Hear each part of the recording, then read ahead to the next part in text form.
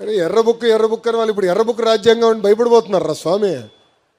మొన్నటి వరకు మీసాలు మెలేసి అబే నాకేమవుతుందో తోపుతురం ఏమన్నారు ఆయన తమ్మినేని గారు. రథం ఏదో వస్తుందంట, అందరికి కస అన్నాడు, అయిపోయింది. కార్యకర్తల పైన ఎక్కిపోయాడు ఆయన. మీరు అందరూ వైకాపాలను ఒకటే అడగాలి, అధికారంలో కలవలేకపోయారు, అది డిఫరెంట్ స్టోరీ. ప్రతిపక్షంలో ఉన్నాడు, ప్రతిపక్ష హోదా కూడా లేదు, పులివెందుల ఎమ్మెల్యేనే, ఫుల్ టైం ఉంది, ఎందుకు మిమ్మల్ని కలవట్లేదు? కనీసం ఇప్పుడు కూడా కలవట్ల, ఒక్క ఫోటో కూడా దిగట్ల. అంటే సొంత కార్యకర్తలంతా ఎంత చిన్న చూపు ఒక్కసారి మీరు ఆలోచించాలి. అరే ఎర్రబు గురించి మాడితే ఒకటికి గుండెపోటు వచ్చింది భయ్. ఇంకొకటి పరిస్థితి ఎలా ఉందో మీకు బాగా తెలుసు కదా. ఏదో మాట్లాడేశాడు, నా గురించి మాట్లాడినప్పుడు నేను బాధపడలా. ఎప్పుడైతే మా తల్లి జోలికి వచ్చాడో ఆనాడే నేను ఫిక్స్ అయ్యా, టైం వస్తుంది మీకు చూపిస్తారా ఒక్కొక్కటి సంగతి. చూశారు కదా పరిస్థితి. ఏనా తల్లి జోలికి వస్తే వదిలిపెడతాం మనం? ఎవరిని వదిలిపెడతారా? ప్రసక్తేలే.